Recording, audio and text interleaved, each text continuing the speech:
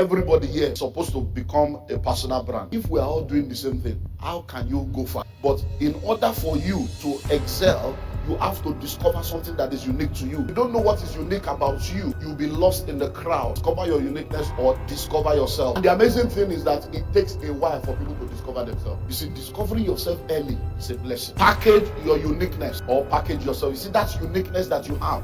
Package it. Package yourself and stay in the area of your strengths. The challenge with many of us is that we grew up being told to work on our weaknesses. And let me tell you something, till you die, you will forever have weaknesses. There are weaknesses that will never leave your life till you go to heaven. And when I say weaknesses, I didn't say sin. Work on your strengths. Focus on your strength. Build your strength. Package your strength. When you become so strong, nobody will remember your weaknesses. When you focus on your strength, there will be weaknesses in your life, but it will not be an issue because your strength is blessing generation. Your strength is offering value. Now, I'm not saying abandon your weakness, but don't make it your focus. Because when you become so sin conscious, sin, then you abandon righteousness. Become righteous. Just focus on righteousness.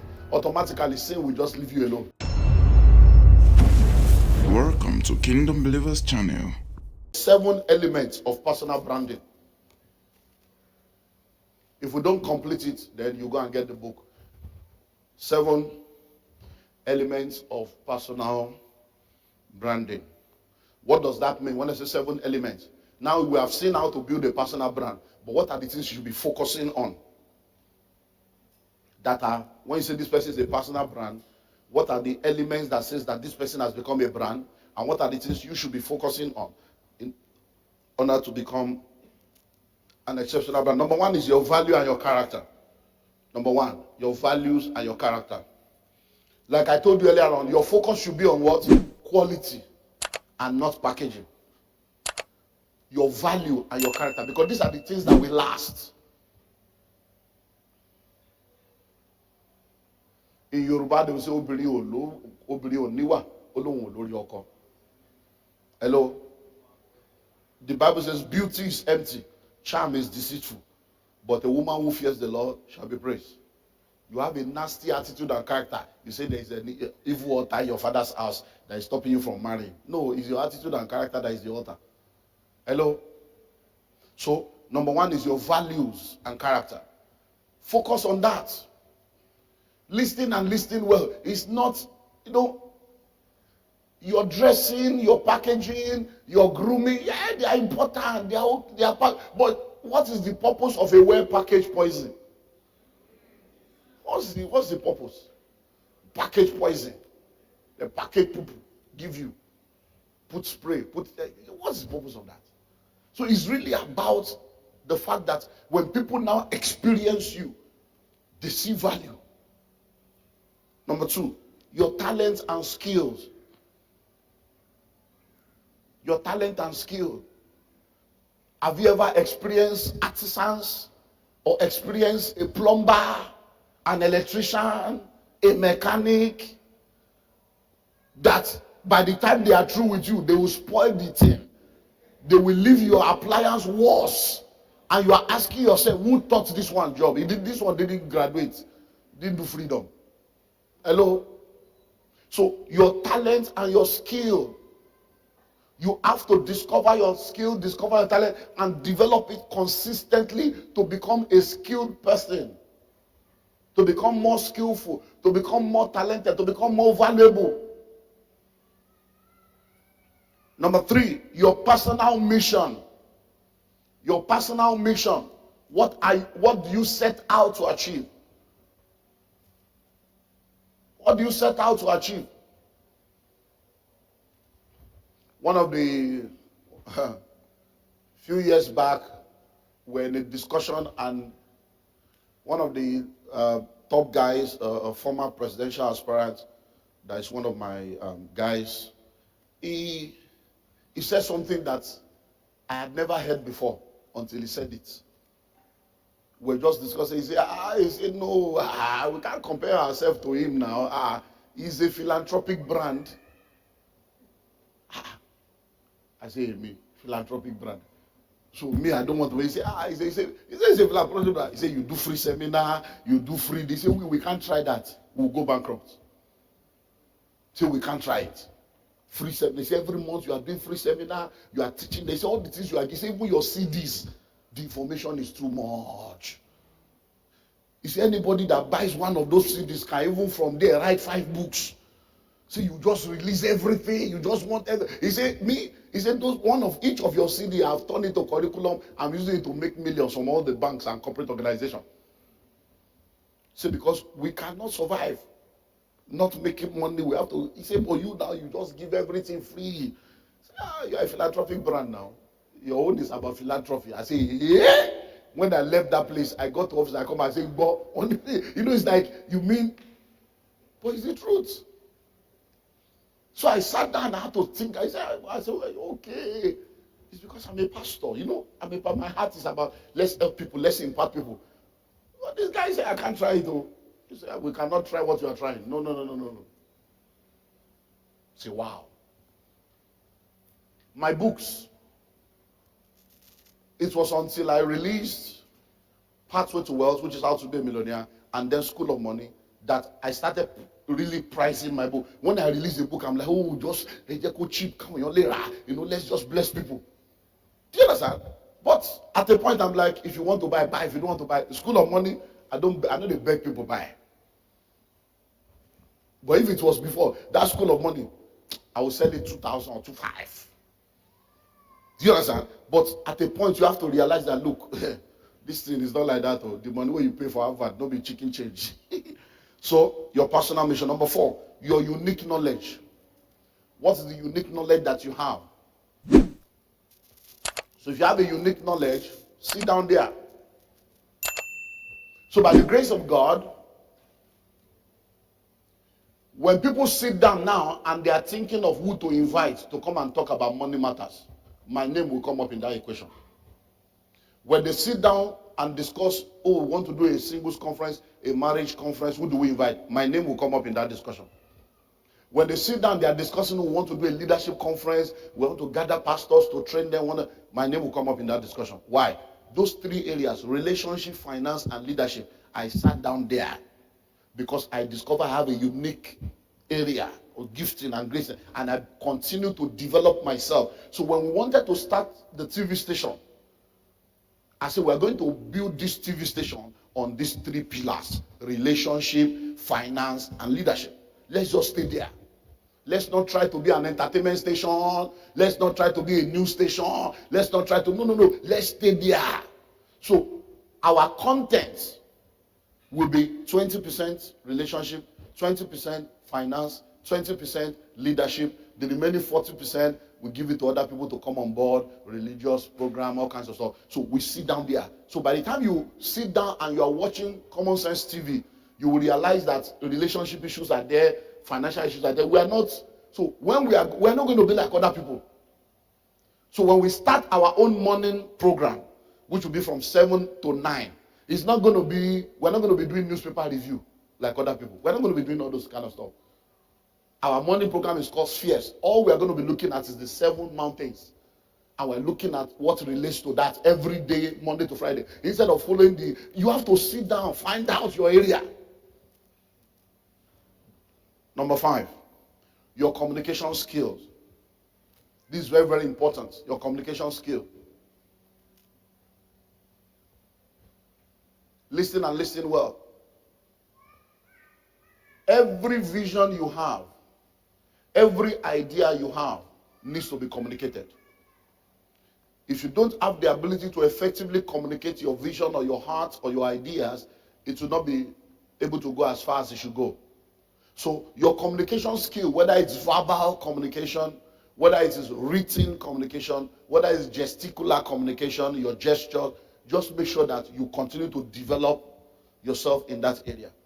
So that when you come before people to make a presentation, you are in a boardroom, you want to pitch an idea or pitch a project to people in the boardroom, you've got to be able to present yourself effectively. Your PowerPoint has to be tight. Your PowerPoint should be something that can easily communicate what you want to communicate, your words, your everything, your gesticulation, everything. Very, very important. Then number 6, your dress sense and etiquette. Dress sense and etiquette. I joined. So let's look at the dress aspect. We have said it over and over again. Dress the way you want to be addressed. Dress the way you want to be addressed, because people will see you before they hear you. And that's why in those days of heavy 419 in those days, they are the one that were using 090, not 90. They deck up, they'll go borrow car, they'll go to Kaya and borrow car. By the time they land with Jeep 4x4, you say, this man get Jeep, look at him, dressing, everything, and they dupe you. Today's 419, they dress online. They are the son of a prince. They are the general manager of NMPC. They package themselves. So your dress sense, because you don't have a second chance to give a first impression. Once people see you, they just say, this. You don't have a second chance to give a first impression. So you need to understand that your dressing is very, very important. So you need to make sure that you dress well, you look well, you smell well. It's all part of it. You can't enter a place, because many people don't realize that by the time you enter into an air-conditioned hall where people have been seated, when you enter, the air condition will reveal some things. Hello, so just they just begin to smell, because the socks that they are wearing, the socks, is otigolabe. The socks has entered water, they have sweated into it, they have not washed the singlet, the armpit is not shaven, there is no roll-on, no deodorant. They just come out like that. And then nothing. Even when you look at the temple, there's incense. The holiest of all, the only place, they have incense. So you have to have incense. Just spray some things on your body, hello, so that you smell well. Not that you just enter with a kaboom. Everybody just will be booming. People just say, how are you? You're welcome. You're welcome. Then etiquette. Etiquette has to do with a lot of aspects. The way you relate to people, when it comes to eating, when it comes to, so two people are talking. And then you want to get the attention of somebody. You don't just bunch in and say, hey, how are you? You have to say, excuse me, please, can I talk to him? So those are all part of things you need to learn.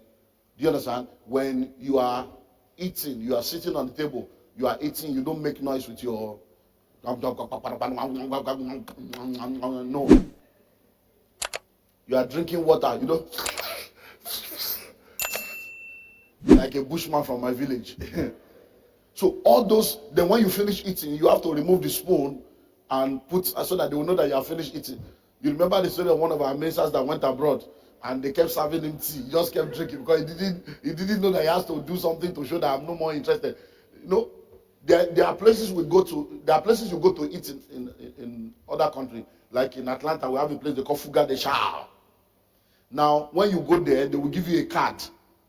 The card is yellow or different color on one side, but the other side is red. Red means I'm okay. Because as long as the card is like this, they will be serving you. They have like 46 different kind of meats. Yeah, 46. So they start meat 1, they bring it, meat 2, 46. There's nothing, the weather is meat, all manner. Nobody has ever succeeded in eating it for something, nobody. So they start with number 1, number 2. So you have to, if you don't do that, they will just keep bringing. You have to put that red card, okay, I'm okay, don't bring anything again. So all this, even from, because really, there are things that has nothing to do with Bible. It just has to do with home training, upbringing. But you see, not everybody came from a home. Many of us came from compound. We came from yard. We came from house. We didn't come from a home. Some of us never saw our father and our mother. We never had father, mother in one house together. Never. We grew up 7 people in one room. We share pants, we share brazier, we share everything. There is no difference. Anybody just wake up, carry enter. That's the way. We just call Elewa going, we eat. There is no pot, there is no stove. Nobody to tell you, no, a woman does not sit down like that. You can sit down, open everything, because nobody told you. You grew up a tomboy. You are forever wearing trousers, wearing knicker, ready to fight. And then when you now become a lady and you are wearing gown, you don't know that you are supposed to, you don't open like that. You want to enter car, you just open, enter car. Nobody told you. It doesn't mean you are not born again. It doesn't mean you are not a child of God. It has nothing, but it's about culture, it's about etiquette. Nobody told you. You were not mentored. So in church now, we have to be telling you to shave your armpits. Nobody told you. You see people with their armpit and they will open their and they don't feel anything because they don't feel anything. They don't. So, good morning. Repeat after me. Good morning. Good afternoon. Good evening. Hello. Please. Thank you. Excuse me. Pardon me. Now, these are things you need to learn to know where to use it. Oh, excuse me. Not yes. Yes. Yes. No, I'm telling you. Now that thing enters church. Oh, I'm telling you. Even as a pastor, when I sit down and anybody clap and say, let's jam our hands for Jesus, I feel somehow. I'm like, okay, it's jam. What are you jamming your hands? You know, it's like an accident. Jam our hands for Jesus. But I'm feeling that, okay, maybe it's like, our own pidgin English kind of, but let's jam our hands, jam your hands for Jesus. Jam your hands.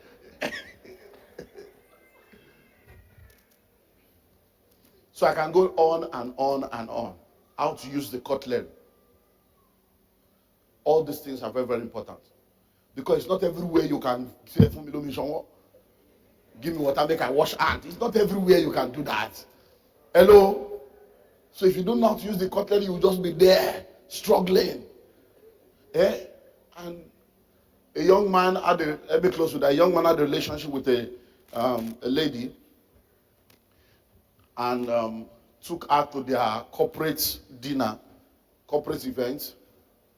And when they brought the first course, in fact, they were still at the level of appetizer, bread, chicken soup, and butter, and the lady just put the bread.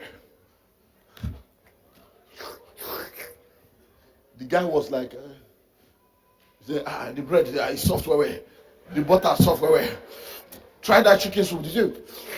No chicken there inside, but it still tastes like chicken. She was just good. The guy was embarrassed. She has taken, they took the guy's own. She has already eaten like 5 rolls of bread rolls. She has drank water. Then by the time they brought the meal, say, we see the shop. We see the shop. Me, I don't believe fool.